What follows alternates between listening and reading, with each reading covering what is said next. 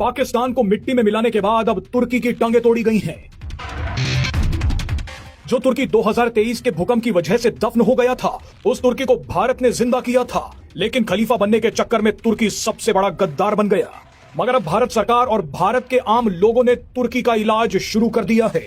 भारत सरकार अपने स्तर पर तो तुर्की को ठिकाने लगा ही रही है, लेकिन भारतीय लोगों ने पहली बार तुर्की के दिल पर हमला किया है। ये भारतीय लोगों का तुर्की पर सबसे बड़ा हमला है।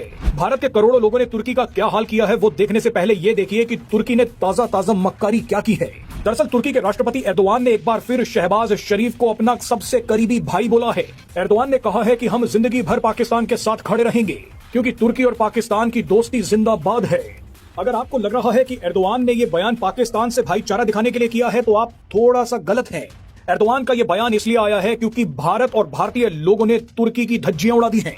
इसी बौखलाहट में एर्दोआन पाकिस्तान से गले मिल रहे हैं। सबसे पहले देखिए कि भारत सरकार ने तुर्की को कैसे बेइज्जत किया। पीएम मोदी ने एक बयान दिया कि भारत ने पाकिस्तान से आए एक एक ड्रोन को मिट्टी में मिला दिया। पाकिस्तान से आए एक एक ड्रोन को भारत के स्वदेशी हथियारों ने हवा में ही उड़ा दिया। यहाँ ध्यान देने वाली बात यह है कि पाकिस्तान को ये सारे ड्रोन तुर्की ने दिए थे।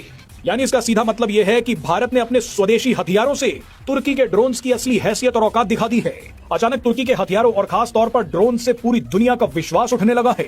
ये बेइज्जती एर्दोआन बर्दाश्त नहीं कर पाए और पागलपन में पाकिस्तान को अपना भाई बता दिया। लेकिन तुर्की के इस पागलपन को भारत के आम लोगों ने 100 गुना ज्यादा बढ़ा दिया है। भारत में तुर्की का जबरदस्त बॉयकॉट शुरू हो गया है। भारतीय लोगों ने घर बैठे बैठे तुर्की पर सर्जिकल स्ट्राइक कर दी है। पुणे के व्यापारियों ने तुर्की से सेब खरीदना बंद कर दिया है। जानकारी के लिए बता दें कि तुर्की के सेबों का कारोबार आमतौर पर एक सीजन में 1000 से 1200 करोड़ रुपए तक का होता है, लेकिन अब तुर्की को ये घाटा उठाना पड़ेगा। उदयपुर के संगमरमर उद्योग से जुड़े व्यापारियों ने भी एक बड़ा ऐलान कर दिया है। इन व्यापारियों ने कहा है कि हम तुर्की से मार्बल और संबंधित उत्पादों के आयात को बंद करने की घोषणा कर रहे हैं। तुर्की से हर साल लगभग 5000 करोड़ रुपए मूल्य का संगमरमर भारत में आता है, जिसका सबसे बड़ा हिस्सा उदयपुर में आता है। मगर अब तुर्की के हाथ से ये व्यापार भी गया। लेकिन ये तो ट्रेलर था। तुर्की पर अब इससे भी बड़ा हमला शुरू हो गया है। भारत के लोगों ने तुर्की जाने के प्लान कैंसिल करने शुरू कर दिए हैं। तुर्की का टूरिज्म मिट्टी में मिला तो ये देश भी मिट्टी में मिल जाएगा। अभी तक बड़ी संख्या में भारतीय लोग तुर्की जा रहे थे। तुर्की को करोड़ों का मुनाफा हो रहा था। लेकिन भारत में अब तुर्की टूरिज्म का बॉयकॉट भी शुरू हो गया है। तुर्की के साथ अजरबैजान का भी बॉयकॉट किया जा रहा है, क्योंकि अजरबैजान ने भी पाकिस्तान का समर्थन किया है। भारतीय ट्रैवल ऑपरेटर्स के मुताबिक पिछले 6 दिनों में 50% भारतीयों ने तुर्की और अजरबैजान जाने की अपनी बुकिंग्स कैंसिल करवा दी हैं।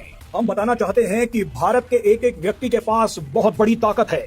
आप घर बैठे ही भारत के दुश्मनों को मिट्टी में मिला सकते हैं। ऐसे में खलीफा बनने के चक्कर में बैठे तुर्की को भी दफन करने का वक्त आ गया है।